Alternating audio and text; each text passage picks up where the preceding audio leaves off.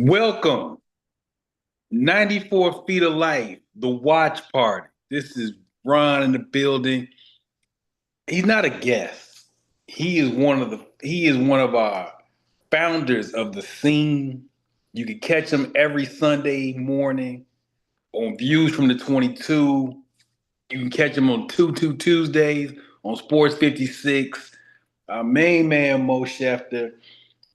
At some point tonight, we expect to hear from Trav and Jay Ham, who are live at Memphis versus New Orleans in Memphis opening night. So we're gonna get a live check-in from there. And then we want to hear from you, the viewers. It's the first full night of NBA, man. So we just gonna kind of scan around the league. League pass is free. Of course, you got the national ESPN game. Just talk about some of our opening thoughts on the league new season. Mo has already made his declaration that the Warriors are going to win the West. I don't necessarily disagree. I think it's going to be a tough task with Oklahoma City. But Mo, man, welcome to the watch party. Thank you for joining us. Absolutely. And first of all, let's just go with that, man. Let's start right there. The confidence in the Warriors. Now, y'all going to see me and Mo kind of looking at the screen, watching the games. So we are paying attention. For sure. But what is giving you that vibe about the Warriors in the West? But for one, I think they got better depth this year, particularly with the big man in the starting lineup. I think having somebody like Horford rather than somebody that you plug in and play in and you hope does their job well, bringing us a veteran champion to a already championship culture. That's number one. I think that's a big thing getting Horford. I think their depth is better. I also think a full off season with Jimmy really gives them an advantage rather than him coming in the middle of the season. Mm-hmm. Mainly because Jimmy and Draymond are very unique personalities. Absolutely. And sometimes, whether it's professional sports, professional anything, even personal, you have two unique personalities. It sometimes could take a while for both of those personalities to mesh with each other and to accept each other and to fit in into a very fluid environment where the responsibilities are always shifting, the situations are always shifting. So I think particularly Jimmy with Draymond and Steph, I also think I feel like there's less of a toxic air around Kaminga. Hopefully that's lasts throughout the season. Yep. Um, also think it was a transition for them to not to play without Klay Thompson. But I think all those things combined with the fact that they are the standard for the last 10 years. They sort of took that throne from the Spurs, and we know the Heat went on their run, and other teams had their sort of moment in the shining light. But they have been the standard of the NBA the last 10 years. Yeah.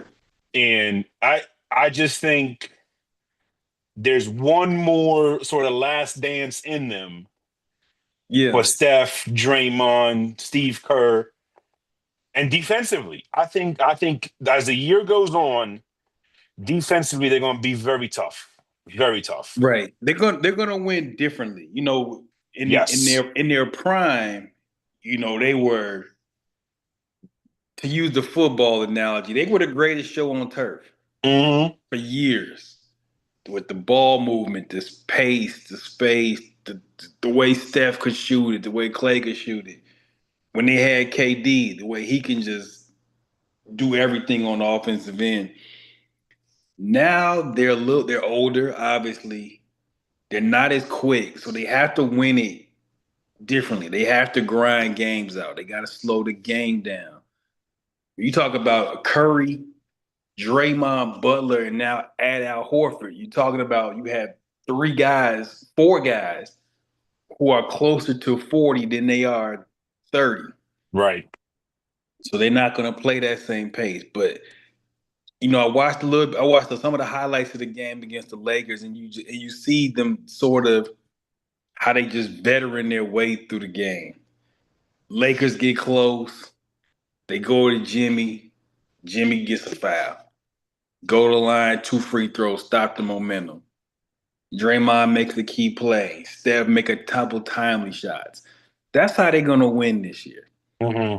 Um, so I'm definitely looking forward to seeing is there one last run because I will tell you, staying in the West, there's just not a whole lot of answers for Shea Gilgeous-Alexander. No. Um, and what I thought was crazy in watching him last night, the ease at which he scores. Like you watch some Yes. guys, instead of guys that can go out and get 25, 30, but it's a tough 25 or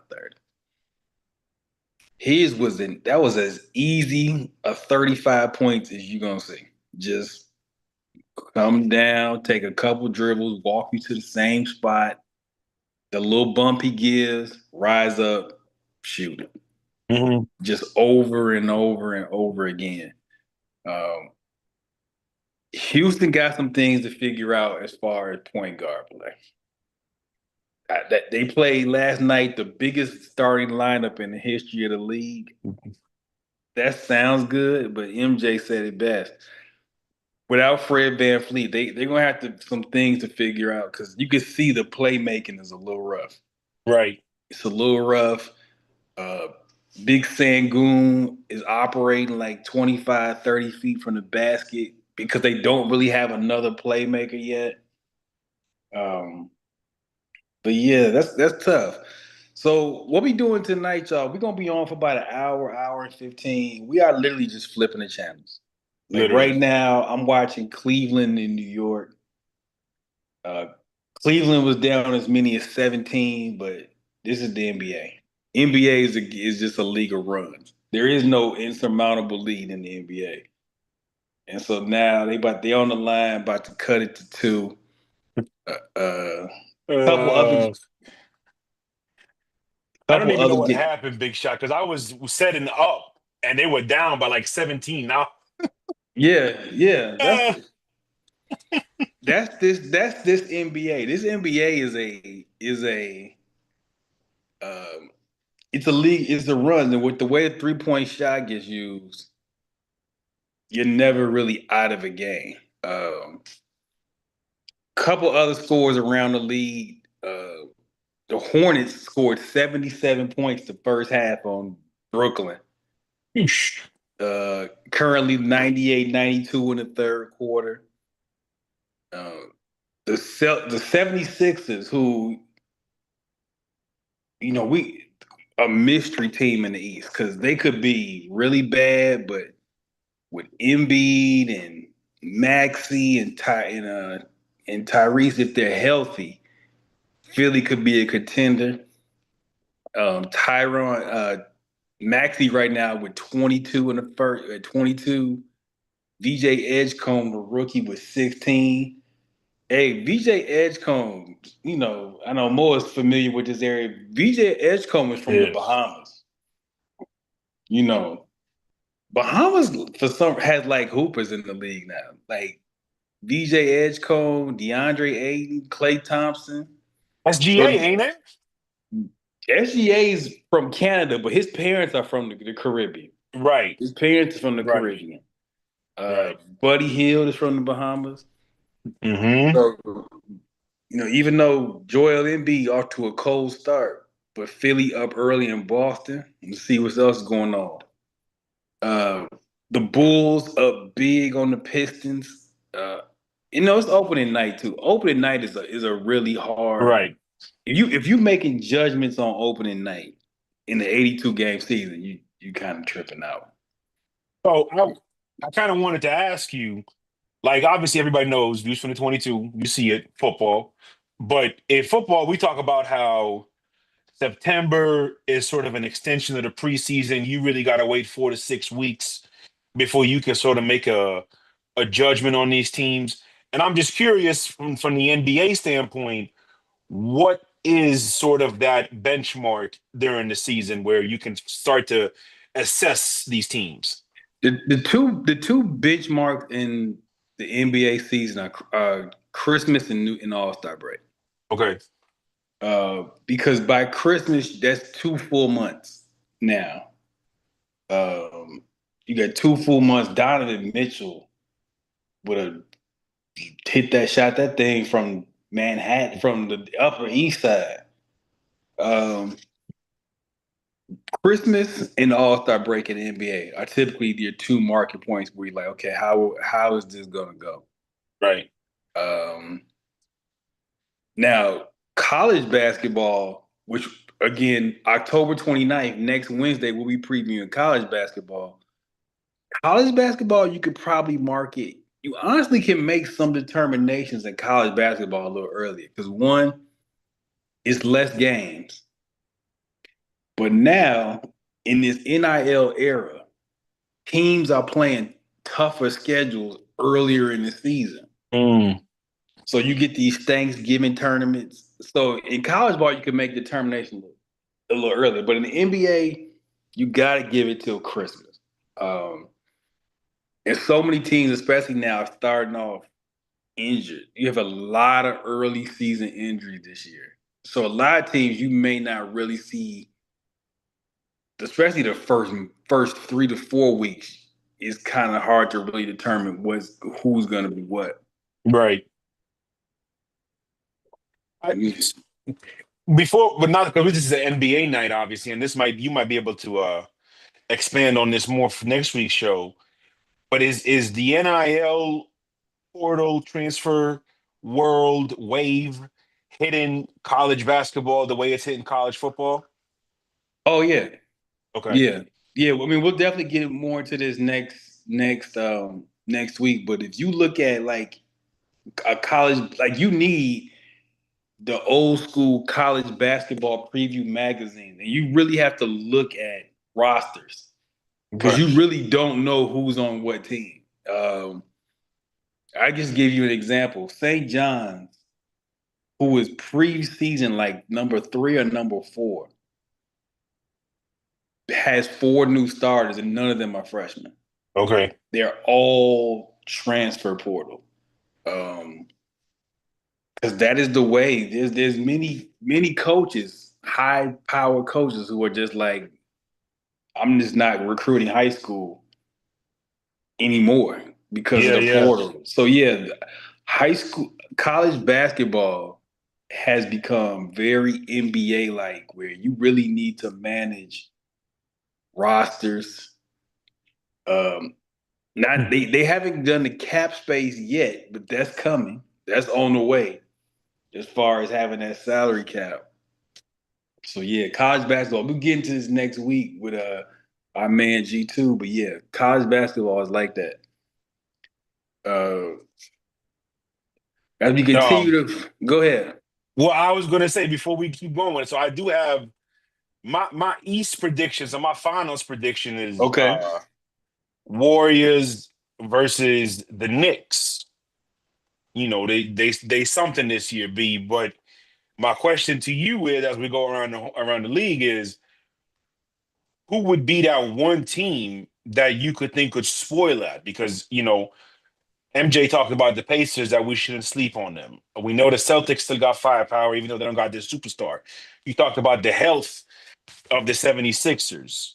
Mm-hmm. Is there more than one team that could play spoiler, or you think this is the Knicks conference to lose this year? The two. So I think in the East, there's definitely a separation.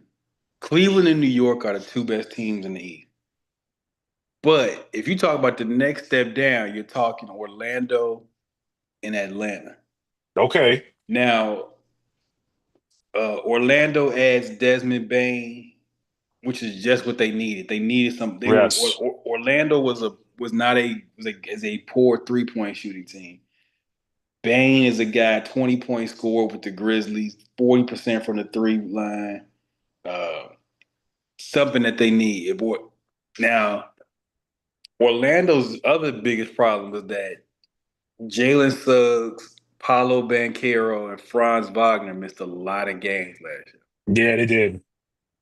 which I thought cost them seeding last year. I think Orlando probably last year should have been a top 4 seed, and they ended up six. They ended up with Boston, and they got knocked out the first round. So Atlanta, I think, Atlanta is the best. This is the best roster in the Trae Young era Okay. that the Hawks have had. The Hawks can legitimately play 10 guys most nights. They got versatility, they got athleticism, they're going to shoot it better. So I think the Hawks in Orlando are probably a spoiler. I hear MJ's point on the Pacers. And I don't think the Pacers will be as hurt by losing Tyrese Halliburton is tough. Like Yeah. but I don't know if it's devastating. I think they're not going to be as good, but I don't think it's a devastating loss. It would have been to somebody else. Yeah. Like I think they're gonna still win enough games, but I think when you get to the playoffs, even though they're gonna by that time learn how to play without him, I think when you look at all of the heroics he did in the playoffs, like he wasn't obviously the team game, so he wasn't the reason they got to the finals. But you look at everything he did in clutch moments and especially in those comebacks they had. Yeah. I don't know who's going to be that guy to give them that spark and that offensive firepower the Yeah, way he was able to. they're gonna have to. I'm move over to the couch here. Yeah, yeah. But I think for the Pacers, they're gonna have to have guys like Andrew Nimhard, um, TJ McConnell gonna have to sort of split some of that playmaking duties. Mm-hmm. Now the thing about those two, number one, they don't have the length at the position that Tyrese had. They don't shoot it as well as Tyrese.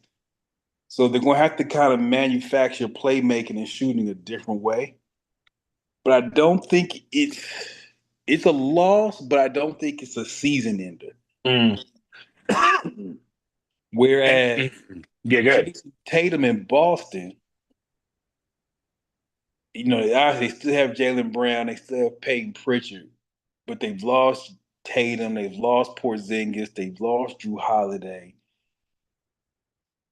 And Boston has kind of been this place where I think they're trying to tank, but they might not be bad enough to tank. Yeah. So if you had I would say the Tatum loss is more devastating than Tyrese to me.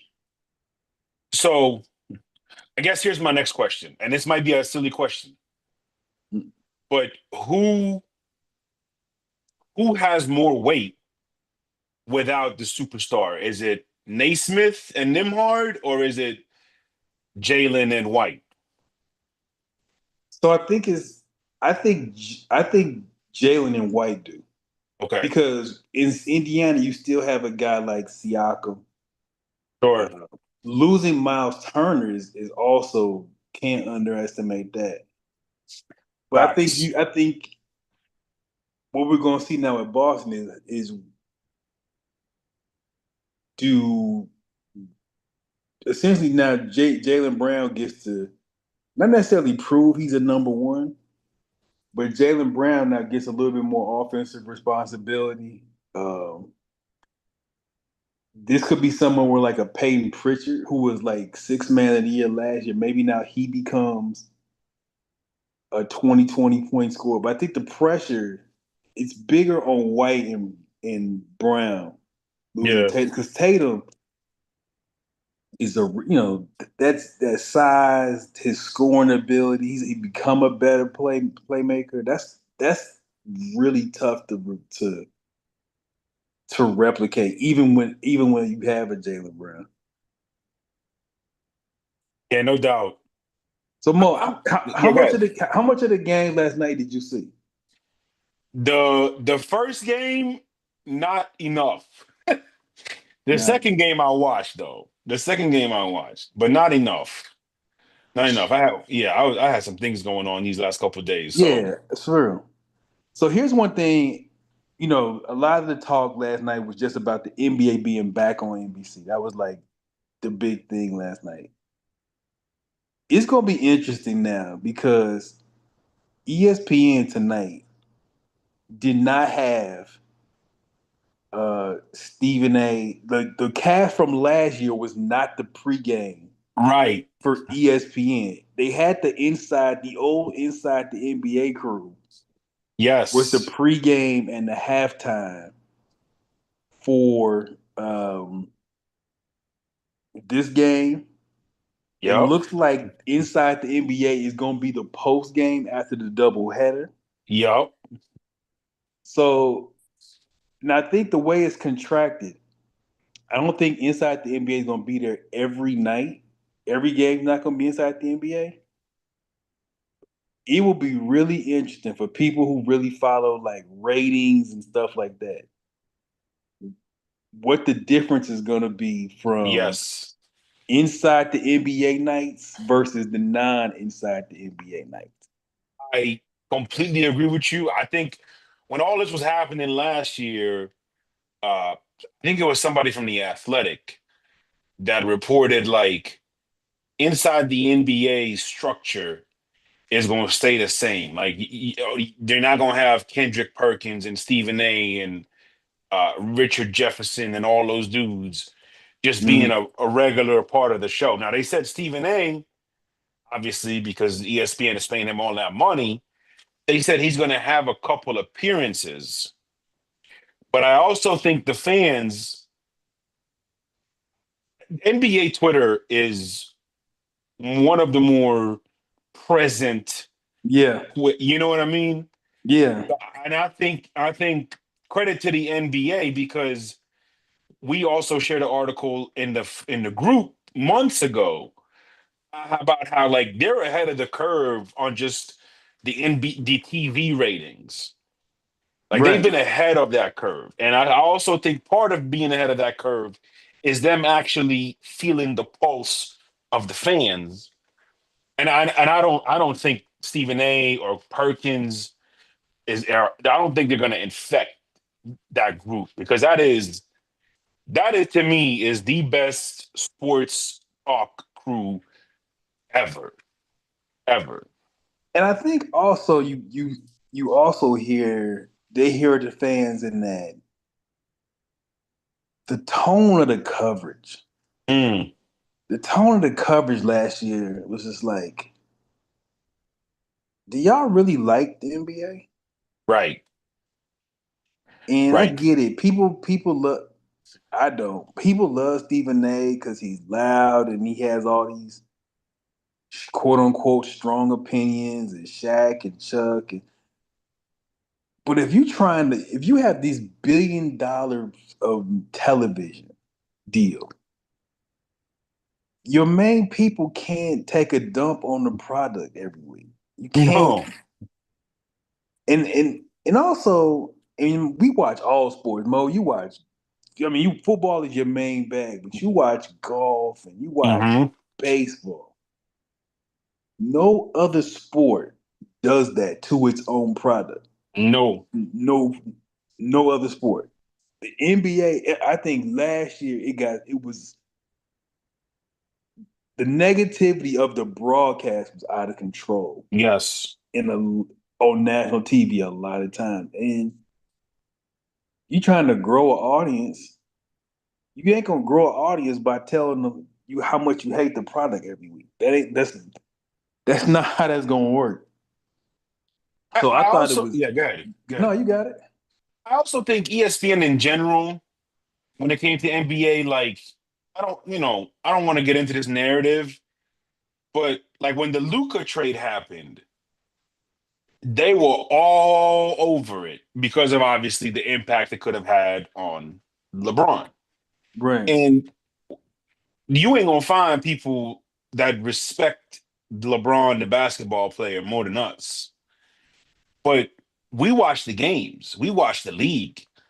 And I think with the inside the NBA crew, like I always watch them over anybody else TV wise because they talked about the entire league.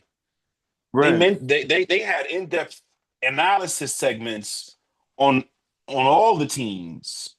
And I think the ESPN was a lot more saturated with what they thought people want to hear. And ESPN, every other segment is about ESPN bet, ESPN bet, ESPN bet. And I get annoyed from it from the football standpoint because Yeah. like just because you want your this player to have this many points doesn't mean it should affect the way you watch the game. Right. You know what I mean? Because like I said, it's a fluid environment. So the situation dictates the execution, not your parlay. Right. I think they lean so heavily into gambling and Mhm. the dramatics and the storylines that Yeah. it turned a lot of people off. And it was even funny watching the pregame because like last year ESPN basically had no pregame. Like no type of production, no type of real build up to the game. It was really interesting. Tonight, when the pregame for Cleveland and the Knicks, they did a little montage. And they kind of splicing together the different highlights. And you're seeing like Ja Morant, LaMelo Ball, Mhm. Jokic. Like they're showing you basically the stars from around the league from every team. When last year they barely had any pregame, and what they did have, LeBron, Lucas, like the usual Right. The suspects. I usual think suspects. I think with this new TV contract, and hopefully we'll see this. It's early. They really go out of their way to really highlight the entire league. Like so, you know, and I wonder if also, ESPN and NBC and Amazon, ESPN versus ESPN and NBC are competitors. Yes. And I also wonder if like with this ESPN on NB with the NBA on NBC, if ESPN is like, we have to change our coverage. Well, before we get back to that, the Knicks are on a 14-0 run, Yes, 14-0 run. and This is they're up 101-89 all of a sudden. Jordan Clarkson, who I forgot was on the Knicks, Yeah. is with a Uh, with a bucket. But yeah, I think it's a competition for ratings, and I think, yes. and I'm sure, ESPN is very aware, and they saw that today, like the NBA on NBC was getting rave reviews online Hmm. and media critics. They were like, "This is so much better than what." So they got to step their coverage up. Yeah. Yeah. I mean, so obviously you got Mike. So we don't even have to get into that. We know everybody knows who Mike is. I'm wearing the hat. But when you add Tracy, culture icon, Yep. Vince Carter, culture icon, Hmm. Carmelo, culture icon, like we don't want to see Kendrick Perkins and Richard Jefferson and Stephen A. Smith. Right. We want to hear from the stars. Right, right. And I think it's going to be so important. It's one way or another. This sort of like competition is only good for the league. Absolutely. It's only good for the league, and I think any exposure the NBA can continue to get on a national level, because I think that's one thing that baseball has an issue with, is they don't Right. really get national exposure until September, October. Correct. Hmm. And I think Right. for the NBA, like you have so much buzz around the season, and November is gonna sort of keep that buzz going. You get to Christmas, more buzz starts picking up, and then okay, you might have a little 1 week, 2 week cool off in sort of the beginning of January. But then we start looking ahead to the All-Star game, and then after that is the home stretch. Yeah. So I think the structure the NBA has right now is really strong nationally, internationally, and the way they're attacking all the platforms, especially the streaming. But I don't Right. think anything can beat them having games on NBC on a Wednesday night in April or November. I don't think anything can beat them having 4 or 5 primetime games throughout the week Right. because we had that growing up, Yeah, we did. but Mm-hmm. that's sort of that hasn't been present the last several years. So I think all this is I think is only good for the NBA. Like one night we get Melo and Vince and Mac and Michael Jordan, and then Right. the next night we get Shaq, Chuck, Kenny. I think this is only good for the league, and I've said this for years, and I think this rings true now more than ever.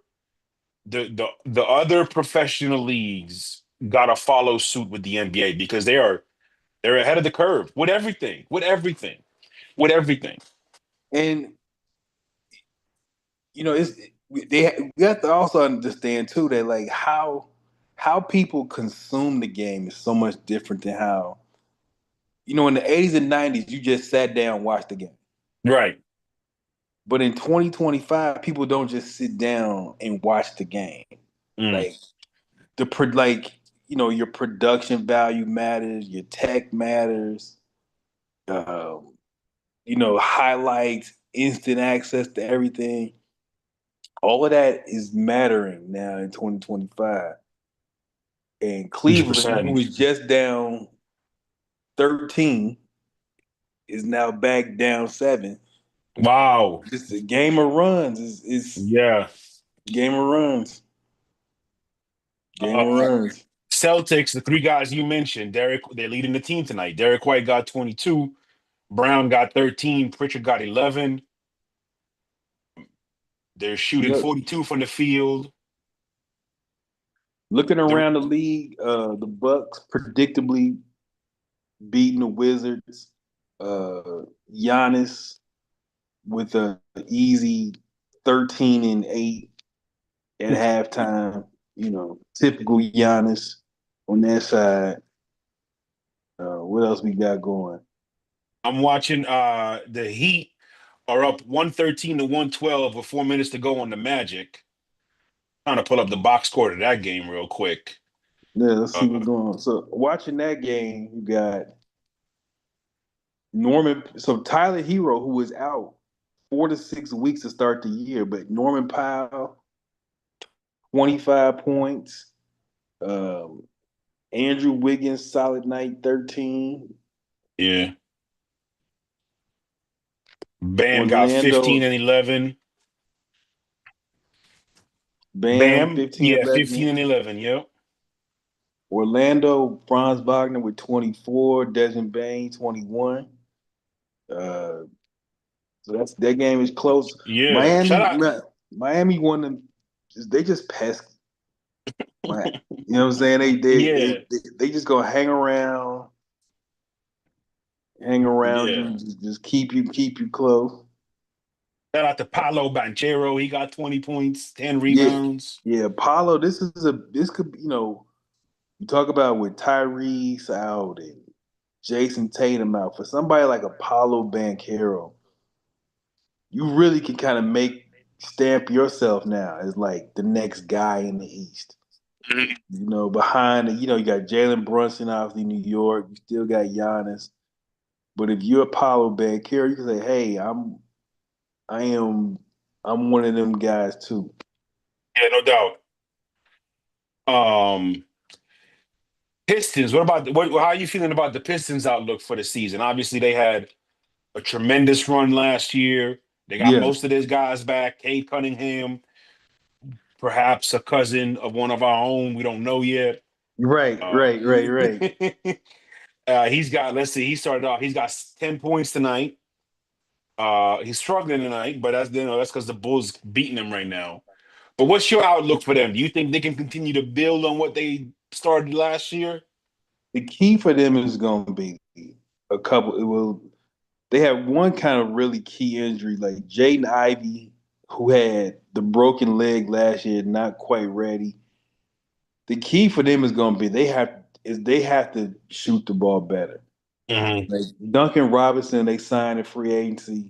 Again, it's only game one, but 0 for 5, 0 for 4 from three.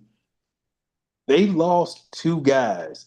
And I know you're like, why does this matter? Malik Beasley and Tim Hardaway Jr. were the two guys who shot the ball for them last year. And Very true. they lost both. Um, they have to replace that shooting because Cade Cunningham is a downhill, drive the basketball, make plays for others, get his own. He's not what you would call a shooter. Mm. Jalen Duran is, young guy, big fella, is not a shooter. They have to replace the shooting of Beasley and Hardaway. I think to take those next steps. So that's the thing. I'm looking at them. Do they replace uh, shooting the basketball early? Yeah, that's interesting. They still have the same coach though, right? Yeah, same Yeah, coach. yeah, yeah. Um, Obviously, in about I think 4 minutes here, we got a huge game that's about to tip off. Everything's bigger in Texas, including the number one picks of these Oh last two man, franchises. I yes. think two teams that it's to me, it is good for the sport when the two teams in Texas are relevant. And not And only is yeah, that, you have maybe the two. These are probably the two most hyped products, to first round overall picks since LeBron, mm, Wimby, and now Cooper Flag. And mm, Wimby, coming off the shoulder injury last year, um, but still crazy is they showing Wimby getting warmed up here. Wimby had 176 blocks in only 46 games last year. Led the NBA in blocks and only played 46 games. A lot of talk about Wimby's offseason preparation, what he did to get ready for the season. yeah, Um, and then Cooper Flag. Cooper Flag comes in. He's still only 18 years old, uh, but can do a lot of things. Cooper Flag to me, he's not gonna come into the league and be like, to me, not a 20, 25 point scorer. sure, But he can do a lot of different things as far as the ball handling, as far as the playmaking. He's going to come in as a very good defender for a young player to come in as a plus defender early. I think with Kyrie out, he's probably going to have the ball in his hands a lot early to start the year. But I'm looking forward to it. My no doubt. bedtime is. Go ahead. No, I said no doubt. I know your bedtime is going to be probably around halftime, third quarter. I'm gonna try this. I want to see at least the first quarter of it, see how it is. But I'm looking forward to see it because Wimby, I think if Wimby is, obviously we always say this. If Wimby is healthy, he could be dominant. It's just there's nothing like him in the league right now. He's seven. They say Yeah, he grew, so now he's like 7'5", 7'6", maybe, with all that mobility and skill and sort of really bruh. developing the mentality. I mean, Wimby could be an absolute monster this year. I read that he's uh the first player in NBA history to have 2,000 points, 1,000 rebounds, and 200 threes in his first 100 games. And Yeah. that's like obviously in the NBA, it's not like baseball or football where offense is on the side, defense on the field. Like, it's razzle dazzle like soccer. But that's Otani-ish.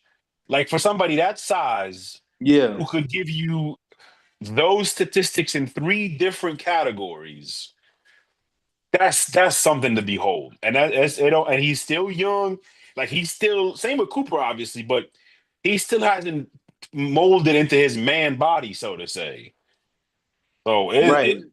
I can't wait to see what this looks like. Yeah. He's still I mean, he's literally still growing. He still like has to kind of fill out his body, kind of feel his way into his own body and what he Hmm. but we always talk about one of ones and unicorns and sort of freakish player. He can definitely be that. Yeah, no doubt. No doubt, no doubt. They reviewing Yeah. something in the Magic Heat game. Call stands, tie game, 3 minutes left in that one. Um, Let's see. which is good. I think it's super important for the East to have some guys surprise us and be competitive. Um, because you just never know, man. No matter what people tell you, at the end of the day, as the season progresses and we get to April and May and June, as long Hmm. as you in the dance, you got a chance to be the belle of the ball. Absolutely. And I think also, this is the and you saw this in football with Brady, Manning. And I would probably throw Roethlisberger in there too. Sure. When you start to transition, like Curry, LeBron, and KD are just not gonna be here forever. Right. And so they're older. Tatum hurts. Like there's an opportunity for guys who maybe did not have that same coverage or get that same notoriety like Apollo Banchero, like a Cade Cunningham, to sort of emerge now as the next generation of star. Um, a guy like even he's had his issues in Memphis, but a Ja Morant now Mhm. has an opportunity to be sort of part of this new wave. You've Yeah. seen we've seen SGA and Jokic already win championships now. Yeah. So it's that natural progression where the league the generation kind of turns over. And it's in good hands. Yeah. It's in good hands. And it's kind of one of the things we always preach in our groups. Like, bro, we love the game because of the game. Like the Hmm. players evolve, the game evolves, and so that's why we stay in love with it. But like, and that's kind of why we encourage people. It's also part of the reason why you started that whole LeBron MJ ban because Oh it's yeah, like, yeah, that's still in effect. That's still in yeah, effect. and as it should be. There's so much basketball to talk about. And you know what? I never really give my input on this, but who cares? Like for real, who cares? Like both of these Mhm. dudes are all time legends. Who cares? And it's It also it's also such a tired conversation. it really is. It It's really is. like y'all don't get tired ever of that conversation. Let me tell you, Big Shot, I don't need AI to predict how a conversation between an MJ fan and a LeBron fan is go. I don't need AI to give me the predictive Right. chat. It's like they all follow the same script. Oh, that's a good jam. Magic up 3, 90 seconds left. I'm behind in the Knicks Heat game, but somebody just hit a three. OG Anunoby just hit a three Okay. to make it 113-105, 113 to go. Donovan Mitchell just made a crazy shot, but I think they're gonna call a foul on the floor. But yeah, it's you know, is every team worth equal coverage? No, but we are the LeBron. It's just LeBron versus Jordan is just played. And again, we talk about they don't do this in any other sport. We are not doing Patrick Mahomes versus Tom Brady every week in the NFL. No, we not.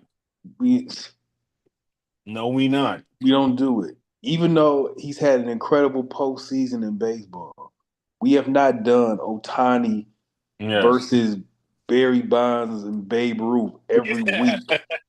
We don't do that. This is the only sport that does this, and I think people have, even your casuals have kind of gotten over it. Like the reality is, Michael Jordan has not bounced a basketball in 22 years. Yeah. He's not. He's the greatest player of all time, but he's not Yeah. relevant to the current discussion. No. No. And I'm with you. I wholeheartedly believe he's the greatest basketball player to ever live.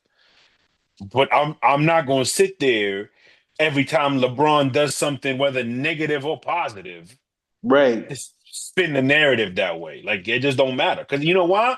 Because I appreciate the fact that we're not gonna ever see another LeBron.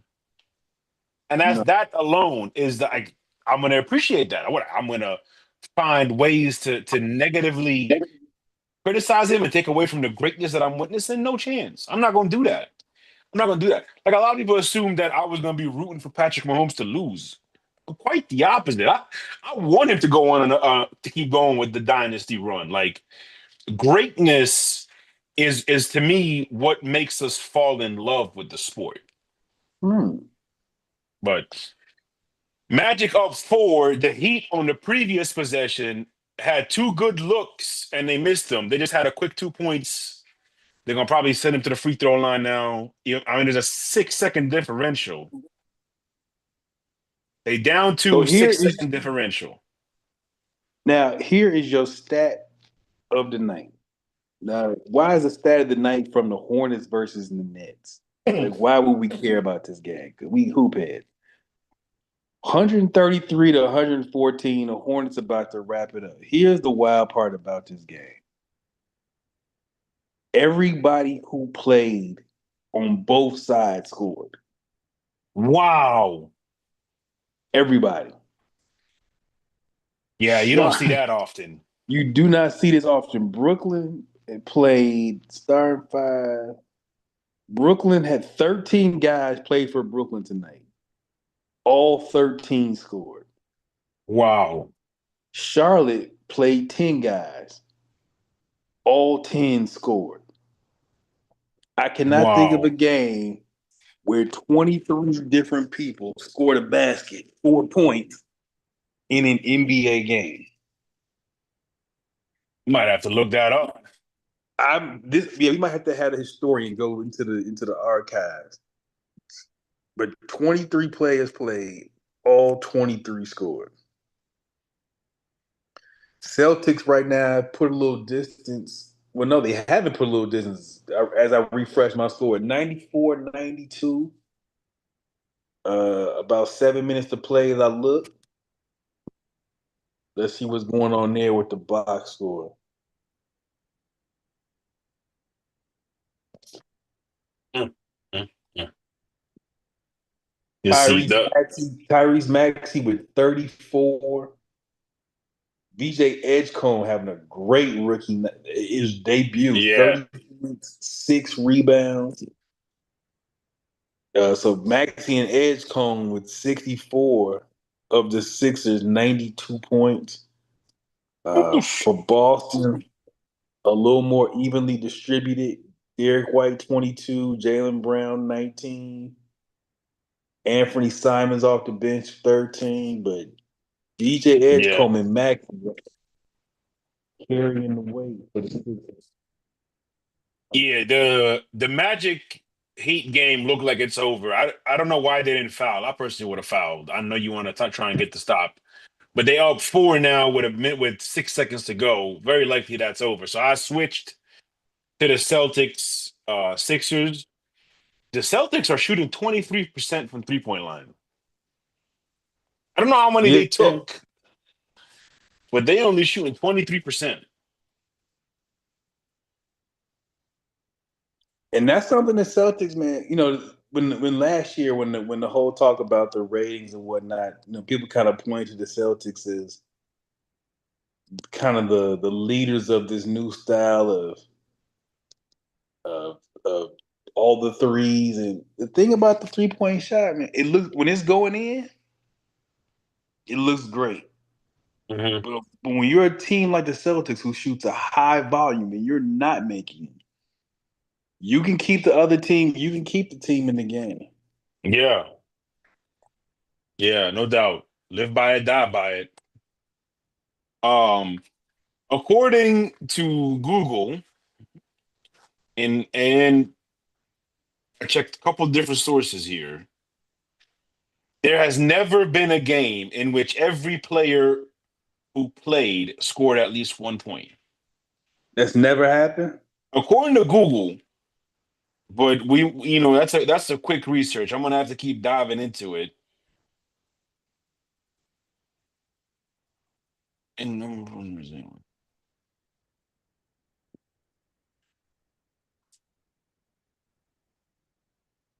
That's not where I'm trying to go with it.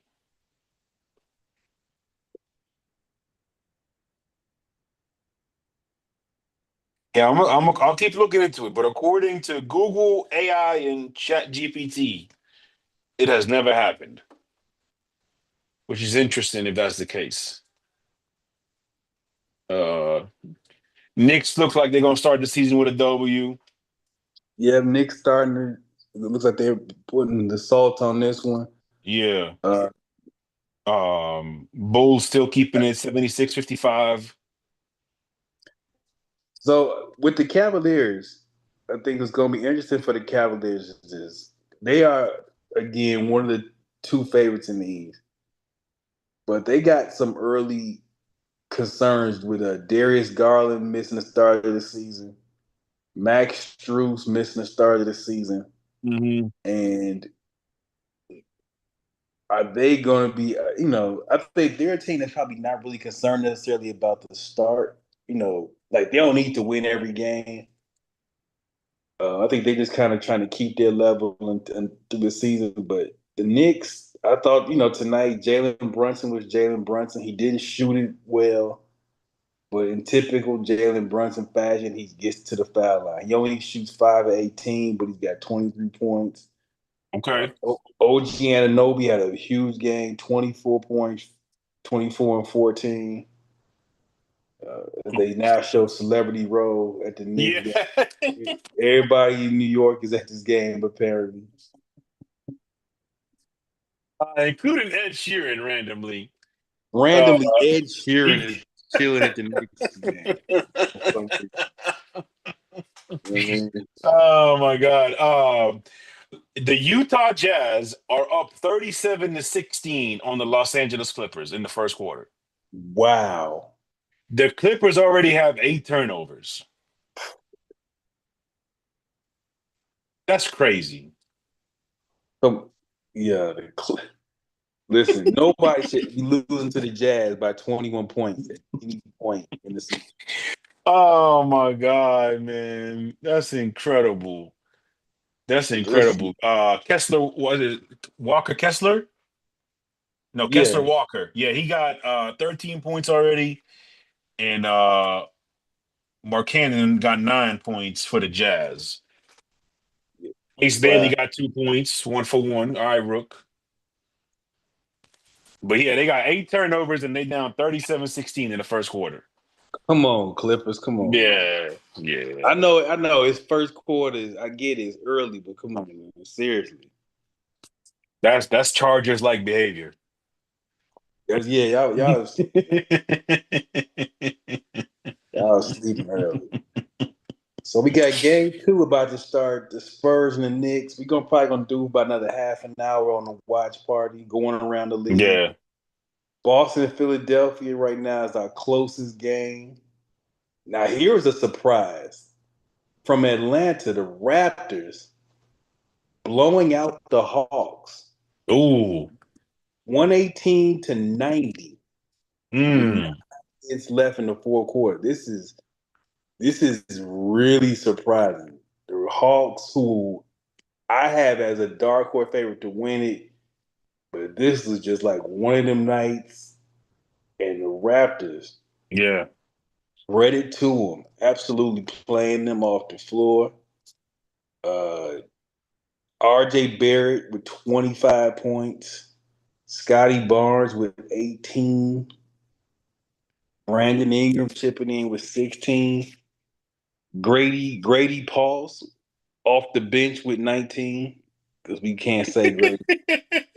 You can't say his last name. You just can't say it. Can't say it. Just can't say it. Oh my God, yo. But I'm looking at the box score. I don't see any glaring number as to why they up so much. It's not 3 point percent. Yeah, it's not 3 point percentage. It's not field goal percentage. I mean, 57-40. Okay, turnovers. Actually, the Raptors have more turnovers. So there's Cooper Flag with the New Balance shoes. Okay. First of all, shout out to Cooper Flag with the New Balance. Yeah. Shout out to him for rocking the New Balance. Uh, I'm excited for this one. I yeah, really am. two of the young stars in the game. Yeah. Like I have some things on the lab itinerary once we get off, but I'm like, yeah, that's how you know it's a basketball game worth watching when I put the lab aside to Uh-huh. watch. Yeah, I I know you date. got. We got. So since we here, tell the people plug the show. Maybe a little sneak preview of Week 8. Views 22 tomorrow night. Go live Sunday, 11 a.m. Views and views every Sunday. Um, Preview wise, there's obviously a couple games that mean a lot more this week. We have 6 teams on a bye this week, which I hate that. I hate the way the NFL does their schedule sometimes. Mm-hmm. Um, but obviously we got to keep an eye out for Lamar Jackson to see if he comes back. He was limited today, but it starts tomorrow with the Vikings Chargers. That's a very critical game.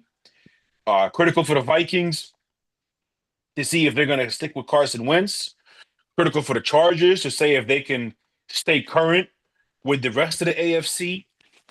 Um, you got the Dallas versus Denver. That's a critical game. But obviously, the, Mm-hmm. the, the big game of the week is Sunday night by the Allegheny River. Packers versus Steelers. Rodgers versus his old team. Yeah. Rodgers versus the protege. That to me is we gonna find out who you are game between these two teams. So make sure you tune in. I'm in the lab. I got some things prepared, and definitely check us out. Sports 56 Happy Hour with Johnny Radio, 11 Central to 1 Central every day. Our brother Jay Ham, Godfather, he's the producer of the show now. So make sure you check that out. But Oh, this is sort of like it's almost Christmas in the NBA, in the NFL season. absolutely. And Dallas with the opening bucket. Anthony Davis tries to lob the Cooper Flag. He doesn't convert it, but Anthony Davis with the bucket to finish. You know, you said we almost hitting that time in the NFL where, like, sort of the extended preseason is now over. Mm-hmm. And now we need to Yeah. start seeing it. So for a team like Baltimore, if Baltimore has any fight in them, we about to see if they got it. Yes. Because that 17 games now makes a huge difference because you have an extra game Mm-hmm. to get to that 10-win benchmark. So Baltimore ain't out of it, but neither is Cincinnati. But shout out to the Joe Flacco and the Bengals for being a touchdown favorite over the New York Jets. Bruh. Bruh. Mm. That's embarrassing. That's embarrassing. That's embarrassing. Look at Wemby. As much as I want the Warriors, like if this is our Western Conference matchup, I don't think anybody would complain. If you look at this game, this Spurs Dallas game, first of all, and this is the perfect example of what this new NBA is. Mm-hmm. Just look at the height Dog. that's on the floor right now. You got Stephon Castle for the Spurs at 6'5" is the shortest player on the floor. Big shot. You know what I was just about to say before you finish that sentence? Yeah. Randy Moss would be the shortest person on the court right now. Terrell Owens would be short on this court right now. Yeah. Des Bryant would look short on this court right now. Calvin Johnson is 6'5". NBA height is just different. It's It's different. just different. It's just different. It's You just different. watching Victor, and there's Victor Wembanyama is 7'4", putting the ball on the floor, stepping out, hitting the mid range, which is crazy as hell. And it doesn't look awkward or unathletic. Like that was a jump shot. Yeah, he shot that like a guard. He shot that like a guard. But yeah, but this is, and I think Victor just pinned somebody's shot on the glass. But Because this, good. but this is a game. It's height. The league has gone to height now. Mm-hmm. Like in the draft, 59. Oh, Victor pinned that too. 59 draft picks in the NBA draft. 3 of them were under 6'4". Wow. Yeah. Wow. It is a 6'5" and up league now. Clay, come on, man. Because I'm watching it on the TV on the cable, so I'm a little behind. Yeah, I know Clay. I know you down with Megan, but you got shit. I know what's happening at the Oh my crib. I get it. God. I get it, Clay. But chill Oh out. my God. Clay eating too much catfish. He gotta burn some of that catfish calories off. Yeah, he was in that catfish and spaghetti over the off. But no, with Dallas, it's a lot of interchangeable parts because you have similar height guys. Right. It's gonna be fascinating. And then San Antonio, we haven't even begun to sort of go down their roster with, like you said, Castle and Harrison and Yeah, Wemby. Castle, Vassell, Fox, Dylan Harper. I think for San Antonio, the playoffs definitely is the goal. Mm-hmm. But I think more than anything, also you saying, hey, who fits around Wemby? Like, who are the players, the pieces that best fit around this really unique talent we have in Wemby? Do you think, as presently constructed, San Antonio has enough to compete and go deep, or do you think they're going to be one of those teams that we focusing on around the trade deadline? I think they're a team who probably everything goes well. San Antonio probably wins about 45 games. and they're probably competing for like 6 or 7. Okay. But I think it's important for them from a development purpose. Like I don't think at the deadline they need to do anything wild as far as like a trade. But I think for their development, you need to see this team really make Yeah. strides.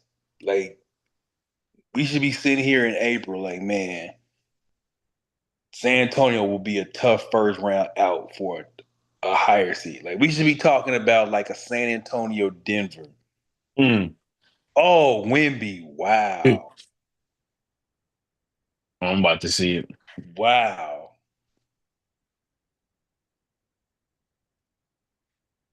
Oh my Lord. Joker debuts tomorrow, right? Nuggets. Yeah, Nuggets tomorrow. All right. So Wimby, and I'm sure they're gonna show this replay. He took 2 dribbles, got to the rim, and dunked it. But he's so long, pause. Mm. His feet almost hit the bottom of the backboard.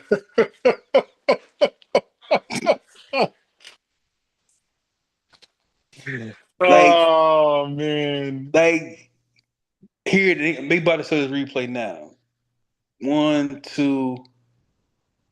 His leg almost. Yeah, there we go. I'm about to see it now. 1, 2. Oh my Lord. Crazy. Massive human being. My God, bro. Um, so the Raptors 132-107 on the Hawks, 5 minutes left. Sixers up by 2 with 41 seconds left. Bucks up by 12, 105-93. Pistons trying to pinch the Bulls, 89-72, not in the fourth quarter yet. Grizzlies 87-78 on the Pelicans in the third quarter. Zion Williamson got 18 and 6. He's in here again. We it's and here's so if we talk about how the time flies. This is year 7 for Zion. Does it's just how Yeah, how crazy. Year how 7. But because he's missed so much time, we feel like he hasn't, been here that long. right? But Actually, quite the Zion, opposite. Sorry, go ahead. yeah. No, like I was saying, But like we it just feels wait. like. Go ahead. I think we got a little lag right now because of the AWS outage. Go ahead, bro. You got it. Yeah, but because he's missed so many games, we haven't really gotten. So I tell you that this is no, yeah, this is year 7 because he missed one whole season. So this is actually technically year 6. This is technically year 6 because he missed the whole season. But you just watch Zion, you're like, man, if you would just health, your diet, your nutrition, and just really because you see him play, and there's very little you can do to stop him. Yeah. Very little you can do, but man, you just So 23 seconds left. Sixers up by 2. They're about to inbound it. They get the inbound in. They foul him. Maxi's okay. got 38 points. And I think he's the one going to the line. Yeah. Edgecomb's got 32 points. So it's 113, 111, 22 seconds left. Are you a fan of Missoula and like the way he is? Mazzulla is an interesting guy. I think he's very cerebral. Mm-hmm. It's I think he's I think there's no such thing as dumb NBA coaches. Right. But I think he has he thinks the game very different. Mm-hmm. Uh, I think I his think outlook on life is very different. he has a very different outlook on life. Hmm. Quirky. He's definitely got some personality quirks, which probably to people we probably can come off kind of different. But I like him as a coach. I Yeah. do. I was thinking about this. I like the guy as well. I think in Boston, a head coach with dry humor fits perfectly because that's what they used to. That's Yeah. what they used to. Um, for forever. Like I think Doc is probably the only. No, even Doc had that kind of like maybe because of like his voice, like he's always sounded so serious. But he Yeah. even had, obviously Belichick and I forgot the Bruins coach. I forgot his name, but I know he went off one time on a reporter. That's why I know who he is, but I forgot his name. But I do think that sort of personality fits well in Boston.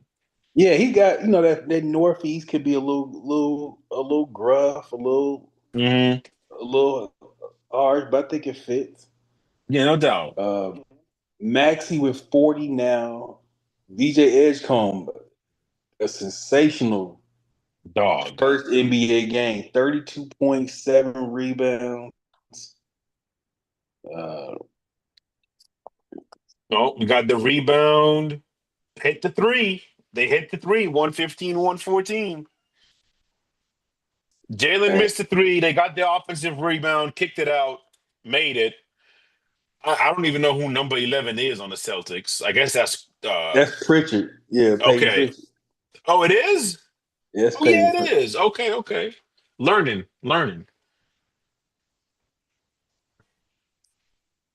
That's a big board. Okay, so here we go now. They got to make the free throws. Shout out to the early drama on the free throw line in the NBA season. We love seeing that. Big shot. I'll probably finish this game and then wrap it up. We're gonna see how this one is. We're gonna wrap it up, man. The watch party. We hear every Wednesday, 9 Yes. Eastern, 8 Central. Next week again, we'll be covering the college scene with our main man G2. Looking at some of the scores, finish up the Nets. Magic with a win tonight. Yeah. All right, you're bringing it up. Down three. Just take the bucket. They got the bucket. 9 seconds left, up one. Shout out to everybody in the comments. We're gonna have to do this again. I don't know if y'all heard about this AWS outage, but it's still You going know what? on. Mhm. Yeah, and yeah, AWS, man. We technology dependent. The Bulls up 15 at the end of the third quarter on the Pistons. Ham and Trav are at a good one. The Grizzlies and the Mhm. Pelicans is a tight one at the end of the third.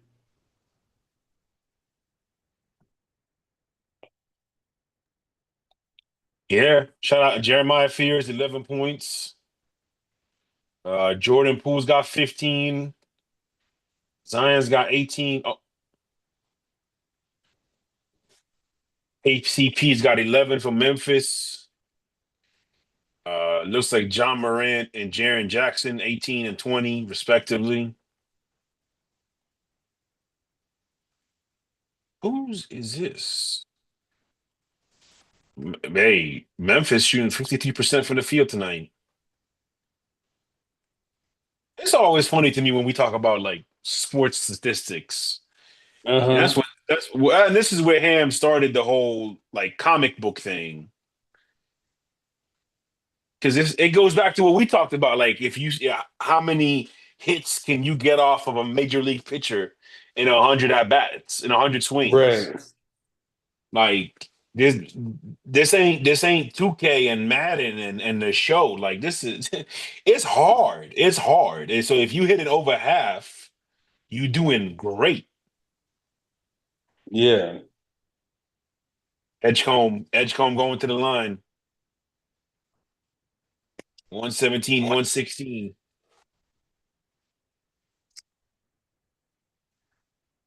I want to ask MJ this question because this is his sort of expert field. But I wonder for Mm-hmm. like older players, like when the NBA starts, when the season starts, Edgecombe misses one, Edgecombe missed a free throw. When the NBA season starts, they are their most they have the most muscle mass when the season starts. Right. As the season goes on, obviously that changes.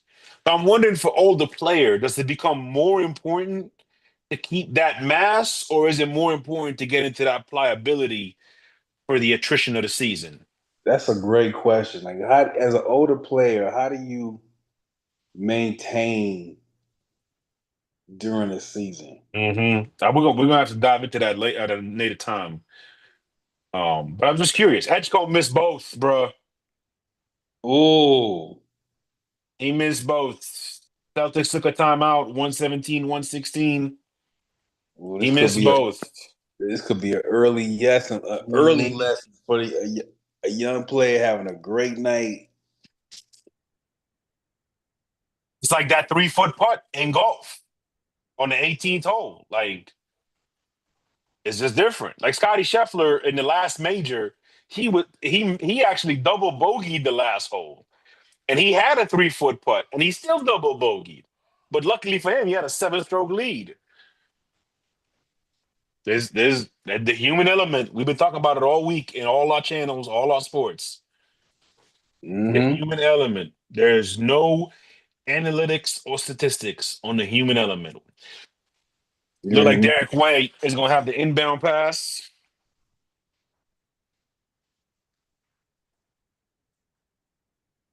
Hmm. Who got a technical in the Mavs Spurs game? Luke Cornett with a flagrant foul on Anthony Davis. Uh, it was definitely was a flagrant. So he just made two. Got you. Pritchard driving. Oh my God! Hesitated. He got a good drive. He took an extra step, threw it up. It hit the bottom of the rim. Celtics got the ball. He threw it off of Pritchard out of bounds. Pritchard had it. He just hesitated. But no, it's Celtics ball. They're inbounded it. 1.6 left. Inbound pass to Pritchard. Jump shot. No good. No No good. good. And that's a nice win for Philly. Mm-hmm. Come out, go to Boston, and win on the road. The Yeah. young VJ Edgecombe gets 34 on opening night. Maxey with 40. Joel Embiid only plays 20 minutes, only has 4 points. Not really a factor, but you win the game. That's a big, big win. Oh, But that's we're good. gonna, You want to sort of keep Embiid. yeah, Embiid is definitely on the pitch count. Mm-hmm. He's not gonna be playing a lot of minutes this year. I mean, not Yeah. early. They got Wrap him up. But look, Right. Mo and I about to bounce. This has been the Watch Party, 94 Feet of Life. Remember, subscribe to the YouTube notifications on every Wednesday, 9 p.m. Eastern, 8 p.m. Central. Trav and Ham will be back next week. We previewing the college ball. Basketball is back, and so are we. Basketball for the people, by the people. Signing out. 94 FOL hoops on Instagram.